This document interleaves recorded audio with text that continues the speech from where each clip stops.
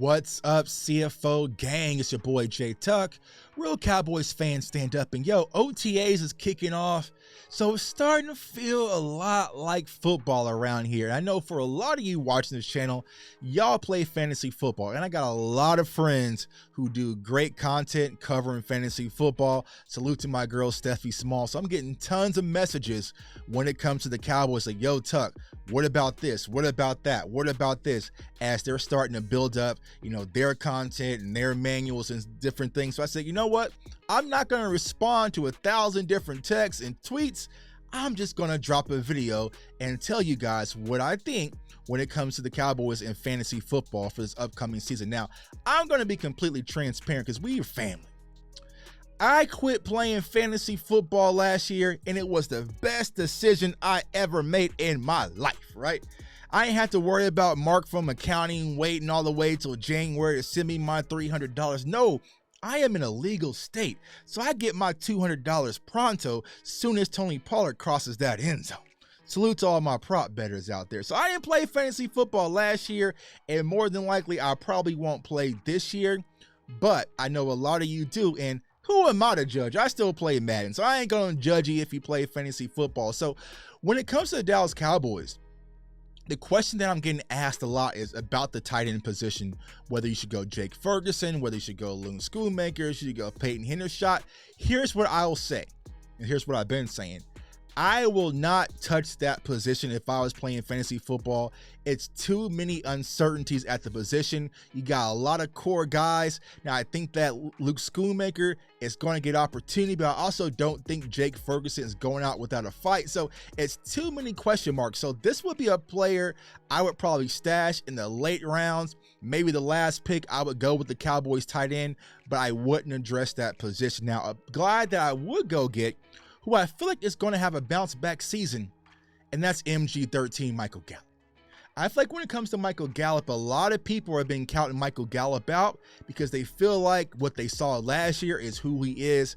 I think Michael Gallup is going to have a bounce back season. He came out and spoke about being healthy this year, feeling a lot better. Now, this is the best I've ever felt in my life type season, right? Every player is going to say that, but I truly believe if you're going to go with the Dallas Cowboys player in a later round, I would strongly consider MG13. Here's a guy who can stretch the field when healthy. He's going to be your big prototypical X wide receiver. He's familiar with this offense and also Dak Prescott. So if I had to choose between going to the tight end position or going Michael Gallup, I would go Michael Gallup. But speaking of the wide receiver position, we added another guy, right?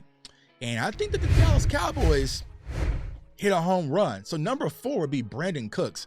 I feel like Brandin Cooks is going to be phenomenal, if healthy, in this Cowboys offense. Another guy that can stretch the field, but he also works outside the numbers. And Dak Prescott likes to attack outside the numbers. I feel like that's where we were limited last year, right? So I feel like Brandin Cooks, and if you look at the average ranks, he's 105th overall, but the 45th best wide receiver. I feel like when it comes to this Cowboys offense, Brandin Cooks is definitely going to explode. So I would lean more towards Brandin Cooks over Michael Gallup because I feel like he's going to be in a lot of areas that Dak Prescott really favors, but I would still go with Michael Gallup over the tight ends. Number 3, the man, the myth, the legend himself. I'm going with Dak Prescott. I'm going with my quarterback, right? So they got Dak Prescott ranked the 87th player, 9th at the quarterback position. You know, the hate. I understand the hate. It is what it is. Hate is going to hate, right? But I will say this. I know last year the low-hanging fruit was Dak Prescott and the interception. Tuck, he throws too many interceptions. He throws too many, right? But I feel like with the wide receiver core coming back a lot healthier than when he had last year, and it's a lot better players, I feel like we're going to see the Dak prior to last year. I would be shocked, y'all, if we saw these same turnovers from Dak Prescott this year, right? So I feel like if Dak goes back to what he was in the 2022 season, the year prior, right? He was pretty much on par putting up MVP caliber numbers. He even missed a game here and there. You know what I'm saying? So I feel like Dak with this new Mike McCarthy offense, it's going to settle down, get back to usual. I don't see a high turnover clip, even though last year wasn't even concerning. I just feel like with a better offense, better play calling, better balance, and also better talent, Dak Prescott is definitely going to thrive. So number 3 on my list would be our quarterback, Dak Prescott. Number 2, the GOAT. CeeDee Lamb, right? CeeDee Lamb, wide receiver. So CeeDee Lamb, I think overall is ranked 17th as a wide receiver, number 7. I probably have him a little higher, right? Y'all know how I feel about CeeDee Lamb, man. I feel like CeeDee Lamb is going to have a dominating year, right? Because as this thing's going saying, we got some guys in-house that's going to take some of the attention away from CeeDee Lamb. I feel like last year, you pretty much knew, hey, I knew Michael Gallup was limited, right? You had Dalton Schultz, right? You had T.Y. Hilton later of the year. You had Noah Brown. The only person that you had to focus on as far as the secondary is concerned was CeeDee Lamb, and he was still doing whatever you want to whoever you want, right? So now, I feel like now since we have some more weapons in the wide receiver room that can pull you in many different directions, you have to be excited about CeeDee Lamb. And honestly, I would have CeeDee Lamb ranked a lot higher than the 7th wide receiver, right? I would probably have him in my top 5. So if you get an opportunity to get CeeDee Lamb in the first round, I would go for it. I would go for it, and I would lose zero sleep because I feel like Dak Prescott and CeeDee Lamb, this is where you're really going to see them take off, and I'm excited to see that. Now, number 1, we all number 1, man. There's not much to even talk about, man. Tony Pollard, man. I feel like Tony Pollard coming back is going to have a big boost to our offense, right? Because Tony Pollard, as you know, can do a lot of different things, and I feel like where you're going to see the real boost when it comes to Tony Pollard is as a wide receiver. And we spoke about the West Coast offense approach, right? Mike McCarthy likes to get his running backs out in space, utilize them in the passing game, and let them use their God-given ability. So we know that Tony Pollard definitely has that. And here's the thing, y'all. When it comes to Tony Pollard this year, he's not sharing the backfield with Ezekiel Elliott, unfortunately. You know, it's kind of a sidebar conversation. If you go to the Dallas Cowboys Pro Shop, they getting rid of everything Ezekiel Elliott. Autograph posters, jerseys, everything is a fire sale when it comes to my guy Ezekiel Elliott, but we kind of understood that. So it is now Tony Pollard's position. He is the guy.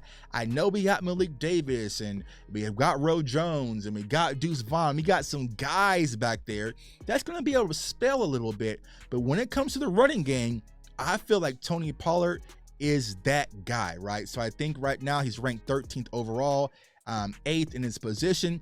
I would definitely rank Tony Pollard a little bit higher at the running back position because I feel like Mike McCarthy in this West Coast offense is going to use him in so many different ways. And this is what I've been asking for. Use him as a wide receiver like he was in Memphis. Use the screen game, jet sweep game, get him on the edges, in between the tackles. You can do so many different things with Tony Pollard. I'm really excited to see Tony Pollard. So last year he had 193 carries, about 1,000 yards and 9 touchdowns. I expect that to boom a little bit more when it comes to this season, especially the way their offense is going to be constructed under Mike McCarthy and Brian Schottenheimer. So that's it. So for all my fantasy football friends out there, for those of you who are watching the channel, if you had the opportunity, I'm going to get Tony Pollard in round 1, possibly CeeDee Lamb. Dak Prescott, he's going to be much better than advertised. And also, I would kind of plot on Brandin Cooks. But when it comes to the tight ends, I wouldn't touch it. I wouldn't touch it. That's just me. Like I said, I'm retired from fantasy football, but I wouldn't touch the tight ends, even though one of them's going to boom. One of them's going to boom. So if you want to kind of get a fantasy football lottery ticket and go with the Jake Ferguson, you might get it. Because if you're able to get some Dalton Schultz type production from him, then that can pay dividends. But as of right now, I think it's going to be tight end by committee. So comment, like, subscribe, man. Follow me on all social media platforms at JTuck151. If you haven't subscribed to the channel, do it. It costs you nothing. We got a lot of film breakdowns. We got OTAs coming up. So we got a lot of Dallas Cowboys content to talk about, and you don't want to miss out. But I had to drop this quick video for all my fantasy football friends out there. I had to do this one for y'all, man. So I appreciate each and every one of you guys. I want everyone to stay safe, stay blessed, stay encouraged. And don't y'all be getting dog walked in fantasy football and let me find out. Peace.